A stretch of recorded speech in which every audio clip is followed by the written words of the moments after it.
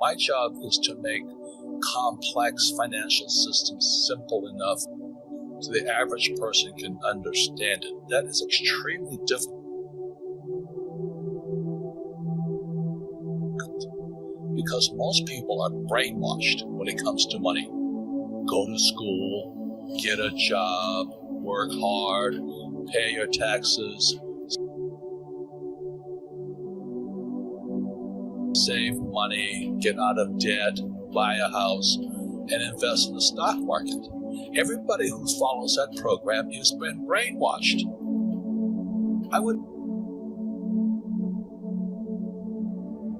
never go to school, get a job, work hard, save money, get out of debt, buy a house, and invest in the stock market. I do everything exactly opposite. Well, everything is the opposite of what they're teaching you in school. I wouldn't go to school. I will study money. Understand that money is debt. And until you get out of debt, until you get out of money. And the only way money gets out of debt is via taxes. I use debt as money. And everybody thinks getting in debt is bad. I think the stock market is for losers. Why would you put money in the stock market when it's manipulated? That's what I think about. So I'm always watching the manipulation going on behind the scenes. That's what my brain is focusing on all the time. But I don't pay taxes. The question is, how is it I don't pay taxes? And I can tell you. That's an important question. I'm constantly thinking about how do I make money? How do I serve more people? How do I create new businesses? Make more money and pay less taxes and serve more people. And the person has been told to go to school, get a job, and work hard. You're going to pay taxes. Why? Because you work for money. So the question is, well, how does a person not work for money and pay no taxes? You want to be an employee, you choose to be an employee. You want to be an entrepreneur, you choose to be an entrepreneur, but you've got to study. They're two different people. What you have to study is different. Mentally, emotionally, and spiritually, they're different people. An entrepreneur is extremely different than an employee. Why would you save money when they're printing money? Why would you save money when they're printing money? I questioned all that. Why would I save money when they print money? That's what happened in 1971 when President Nixon took the dollar off the gold standard. They can print as much as they like. Then they tell you, so that you go to school, you get a job, you become an employee. You pay taxes because you're working for money. Then they tell you to save money. Do you know why they tell you to save money?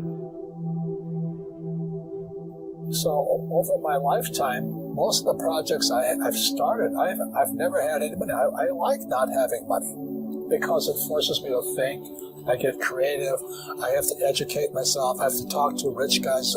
Hey, how'd you do this? How'd you do that? How'd you do that? And what has happened to me, I just turned 72. I've never needed money.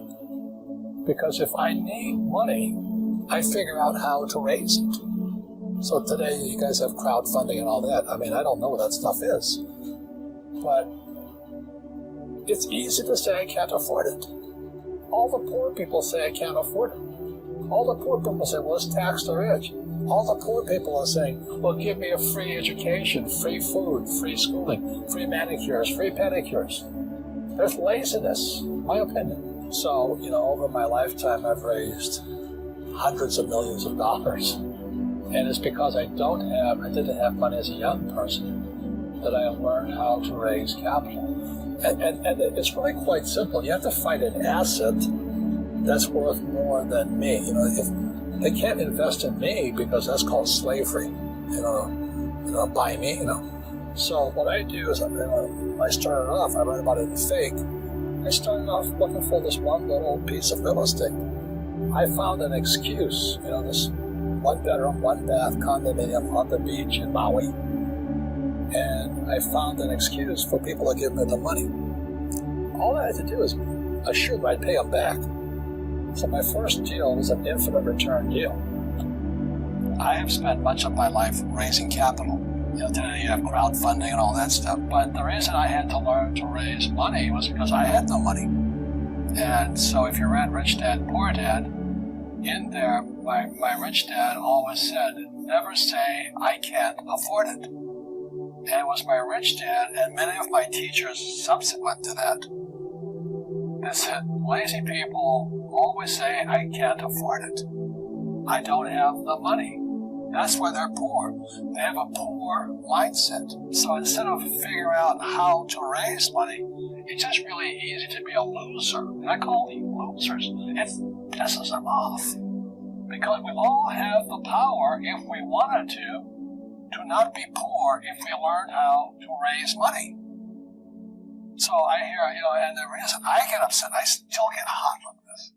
My poor dad, my PhD father, he always said to me, he says, I'd be a rich man if I didn't have you kids. And I said, well, Dad, not my fault you had kids. I just can't afford it because I have kids. And the more he said that, the angrier I got. So then when my rich dad at age 9, he says, well, that's why your old man's poor, because he's lazy. He thinks his PhD is going to carry him. He says, everybody can say, I don't have money, I can't afford it. He says, that's why he's poor. He's lazy. But my father kept going back to school, Stanford, University of Chicago, Northwestern. He never learned any of this stuff. They still don't know, because most teachers want a paycheck, pension, and tenure. They want job security. So the mindset is different, and that's what they teach them. So the reason I say only lazy people use their own money is because it takes much more intelligence to raise capital. And so I've never been able, ever since my rich dad was a little boy, my rich dad forbade me from ever saying, I can't afford it. He says, figure out how you can afford it. How can you do something? Figure out how you can do something. You can make a lot of money and still be poor. So there's a lot of people who are millionaires, but they're broke. If you can understand, it's nice to see young people coming up, and because people will say, I like what you said. A lot of people don't like what I say. So hey, thank you. Viewers or listeners, it's really important you know who you are. Like I said, I've been poor, and I was quite happy being poor. And I've been middle class, and I've been rich. But for me to change, I had to change whose advice I listened to. Is that true? And that's our story today. So please don't get upset if you think I'm making fun of people. Reiterate this. There's poor, middle class, and rich. And the cash flow game teaches people to be rich. And there's other people who don't want to be rich, they just want to be middle class, which is their choice. It matches their spirit. So here we are in 2015. This is what we're saying, guys.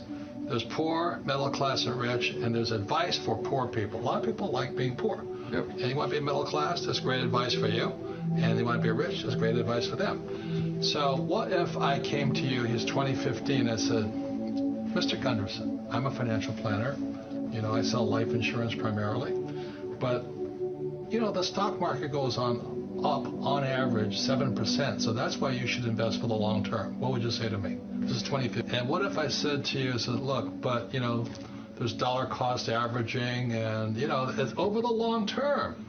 And, you'll be a millionaire in 40 years. What would you say to that? It's great. You learn a lot of things in it, how to budget, and you learn about wills and trust and insurance. There's things that are very valuable in it. But they're selling you something. That's the whole point here. So if you want to be poor, it's a great plan. And the thing that I always cringe at, because it happened to me when I went to work for the Xerox Corporation, I go into my HR, human resource person, they sit me down and they say, now choose which mutual fund you want in your plan. I don't know one mutual fund from the other. Did you know the difference? And today the real subject is, do you want to be poor, middle class, and rich, and who do you listen to? So my point is, we're repeating, because repetition is how we learn, is there was this great book, The Millionaire Next Door, and it worked because the stock market was going up. This is Stanley. Like I said, my father bought a house, I think in 1967, it was $50,000, $1.2 million, $1.4 million a few years later. The trouble is he couldn't sell it because he had no place to go. So he was a net worth, no cash flow. Why would you save money when they're printing trillions of dollars?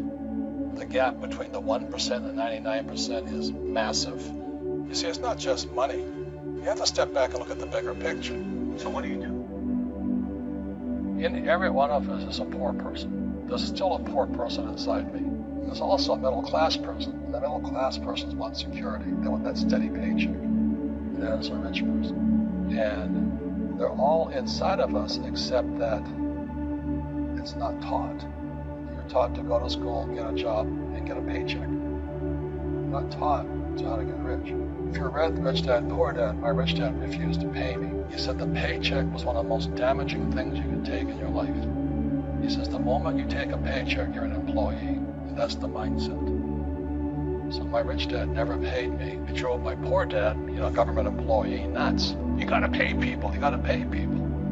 And rich dad was not saying that the paycheck was bad. He says you didn't want to be a slave to money. So as an entrepreneur, if rich dad folded, I just started another company. I don't need a paycheck. I don't need anybody to take care of me. If my government doesn't like me, I move to another country because they need entrepreneurs there. So the entrepreneur is not so much the business. The entrepreneur is really the mindset and the skill sets and the different set of rules. You see, I don't operate, small business does not operate in the same rules as big business. Entrepreneur is a mindset first, a skill set, and rules. And depending upon whether you're an employee or a small business, the rules are different. The mindsets are different. The skill sets are different. I'll just tell them the same thing that happened to me. My last paycheck, I still remember it clearly. It was one of the worst and the best days of my life. I was in Puerto Rico. I was working for Xerox. And my boss gave me my last, it wasn't a paycheck, it was a bonus check. I think it was about $30,000. Taxable, it's the only problem with that. So I got this check and I went, holy mackerel. You know what I mean? So I was excited, but I was also disturbed. And so this other guy comes up to me, his name was John, and John says to me, he says, you're going to be back. I said, why? He says, because you're going to fail. I looked at him and said, look, a few expletive words. Because that's what he did. He left Xerox, failed, and he came back. And I said, look, you failed and you came back, but I'm going to fail and I'm never coming back. And that's the attitude. Do you know what I mean? If you say, well, if I fail, I'll go back to mommy and daddy, then that's what you'll do. So if you fail, that's when I became an entrepreneur, because I had no money. I had no money for years. I didn't have a paycheck. But that's what my rich dad encouraged me to do. He says, when you don't have this paycheck, you get hungrier, smarter, and it's a test of your character. Will you become a crook? Will you become dishonest? Will you cheat and steal? Or will you become a better human being?